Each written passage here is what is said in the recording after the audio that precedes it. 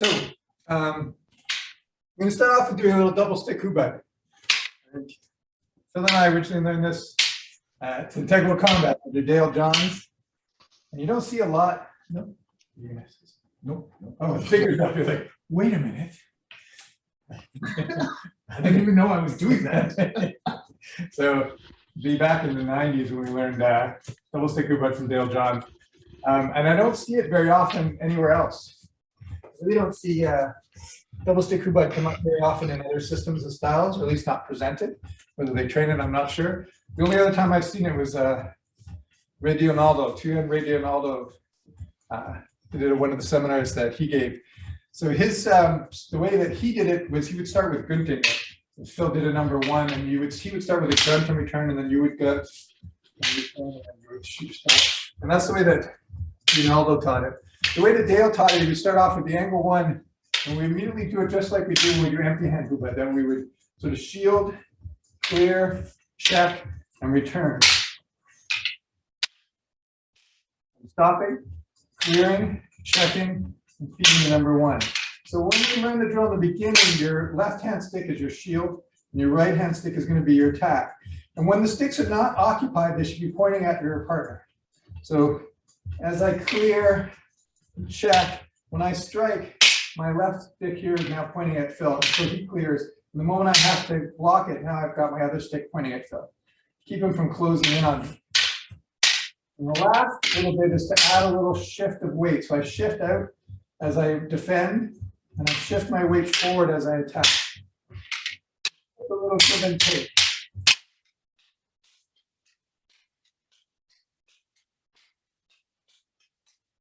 We've done this before and remember it. Give it a try. So the number one. Yes?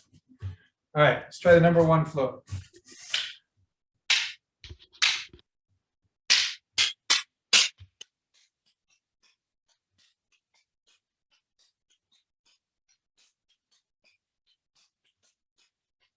Whoa, dang it.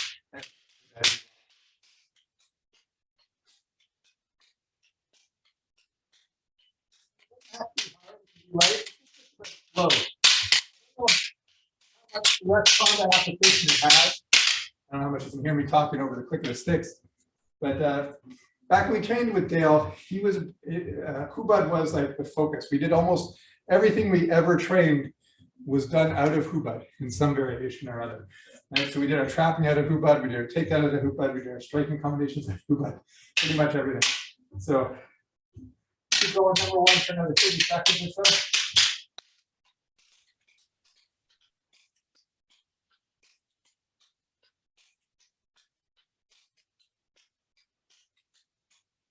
All right, so that gets a little tiresome. So we try to add in different angles to start to make. Are you guys okay, Fred and Sarah? All right, so because it gets tiresome, we start adding in different angles. So when Phil comes with the one, and I shield, and I clear, instead of coming back with the angle one on the forehand side, I can come with a backhand on the angle two. He's going to shield, clear, and check the same way. And he can come back with whichever one he wants. So you can make it, you can just isolate number two back and forth. Just isolate number two back and forth. And maybe isolate angle one. Or you can mix them up and do number one, and then a number two.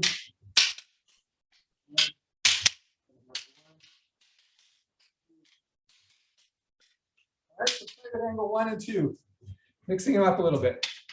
All right, okay.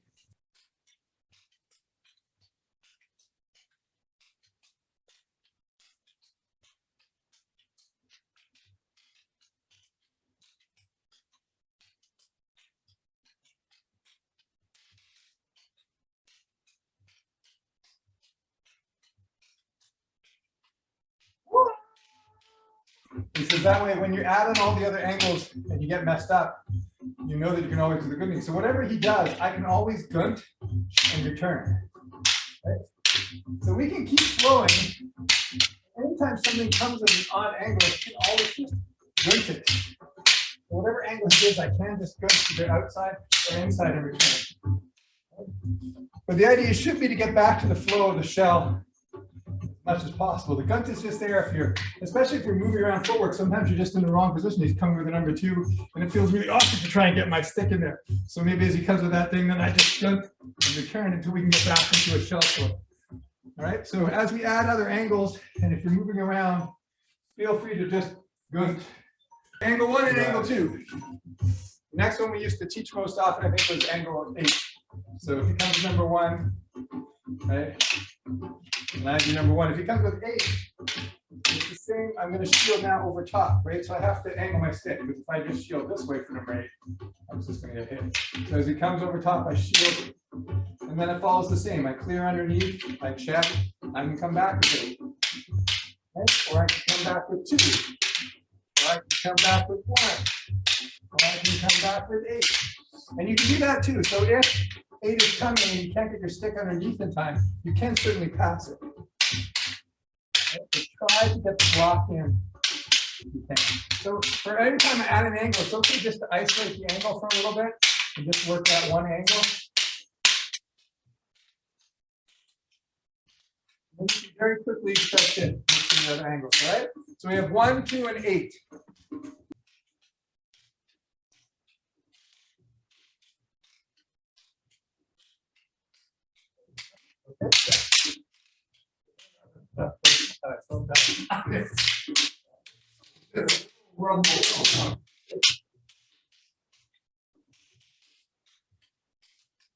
I know Hubud drill is kind of fun. That's why it's a fun Cali drill, right? It gets you moving around using both hands. So, as Phil was showing, you can sometimes, if the shot's coming, I might block with my other stick. And that's okay. So sometimes that just happens. My idea is just to, as quickly as I can, get back into the flow. Right? So if I make a mistake and I block with this stick, I just try to get back into the flow however I can. If I block here, that's okay. Sometimes I can just do K-pan style too, right? I can just block and go right back in. Block and just hit. Like everything you can do in regular empty hand Hubud, you should be able to do pretty much with the double stick Hubud. All right, so we got angle 1, angle 2, and angle 8. The next one's usually added with the low line shots, which I hate. But so if Phil is coming with a number, what is it? 5, 6, 7, 8, 9, 10. So 9. If you come with the 9, right? I can block, clear, check, and hit again. So I really hated the number 9 specifically because it's a lot of extra hits. But Dale would point out the idea that it was the hits were to the hand. So when I come, he's blocking, he's smacking my hand, he's smacking my hand again, and then he's coming in. And then it doesn't seem quite so bad. It still is never my favorite on that low line. There's no reason you couldn't on the low line too. Conceivably just block and strike, caveman style, right? So you can throw that as well. So we have the 9, and then if you want, we've got the 10 low line. That's just block, clear, hit. Okay. I come with the 9, the multiple check. I come with the 10, it's just the block, clear, hit. Block, check, hit. All right? Is it getting too confusing? You can always stick with just angle 1, angle 2. These are just options to add in. And anytime something's coming, once again, if he comes on a low line and I'm not sure, I can shunt it and come back. Okay? Or if he comes on a low line, I can always just intercept and tack back. If I can't remember what the actual follow-up is supposed to be, I can change it up this way. As long as we try to get back into our cell at some point. This is not full chaos. It should never reach the point of full chaos anyways, because it's always a give and take drill. This is a back and forth drill. There's no multiple hits. Right? He hits me, I deal with his hit, and I hit him. So it's always a give and take drill. So no matter how chaotic it gets, it should never go beyond the give and take drill. Okay? So give that a try. We're going to add in the low lines. They're awkward, but they're important. I mean, that's a great thing in Cali, right? It's coming and going to that low line. So you have to have some kind of ability to handle that low line shot. All right, give it a try. All right.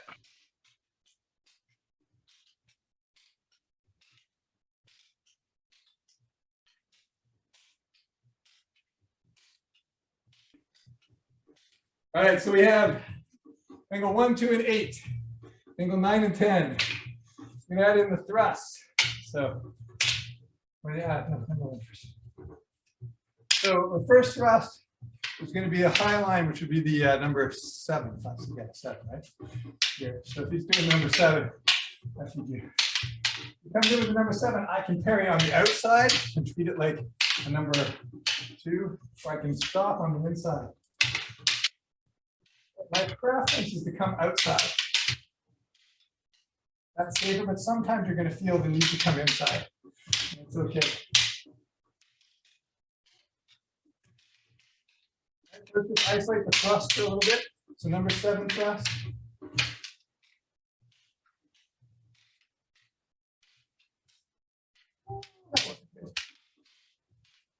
Right. Number 6 thrust. Let's see.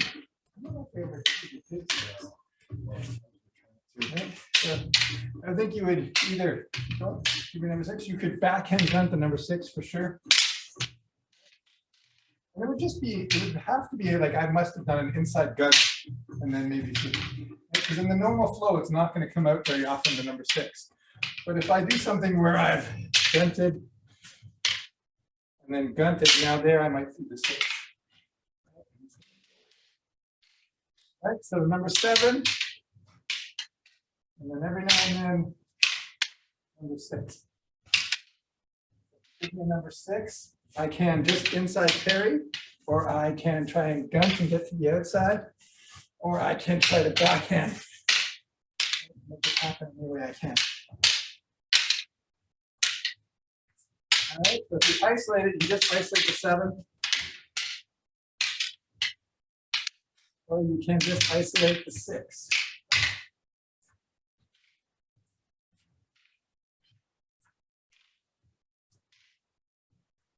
All right, let's try adding those thrusts in. Okay.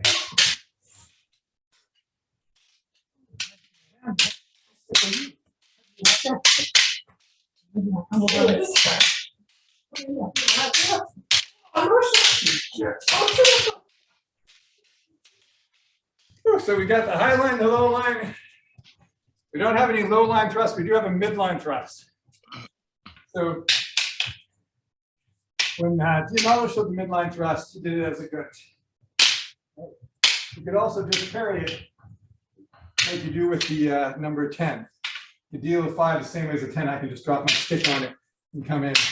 But what Dale liked to do was to use your shield stick and drop it, and then he would flip it over, and I would use my other stick to come in. That was great, right? So when I did my 5 thrust, Dale liked you to go from the 5 thrust and use the energy of the block to flip it over top. So if I thrust, the blocks, I flip it into an 8. I don't know why he thought it that way.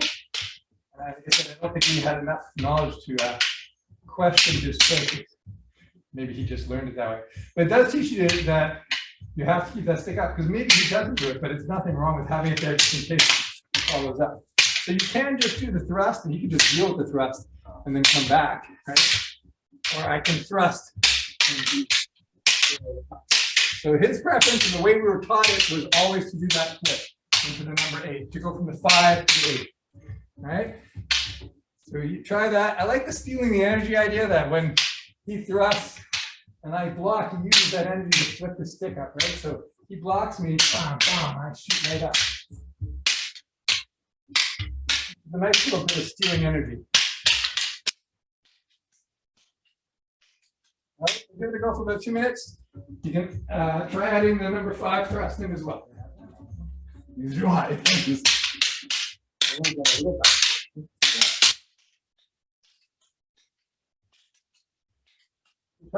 around the different angles that you plan.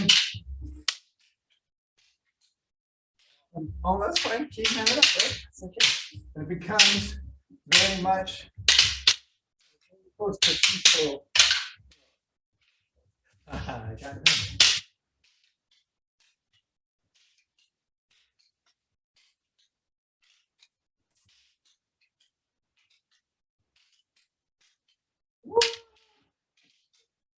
You almost got it. The second steam is when I almost got it. Good challenge. All right. So there's our quick refresher course on double stick Hubud. I think everybody's done it before though, right? We've all done a little double stick Hubud in the past. But I don't remember Scott ever teaching it at Trinity. So anybody? Yeah, I don't think I learned it. Pardon? I don't think I learned this. Oh, okay. This drill. Probably you didn't come to my classes. I did, I think. Yeah. All of them, well, as many as I could. No, That wasn't shown, yeah. But because like I said, that for me, that's really, that is Dale John's integral combat system doing double stick Hubud, because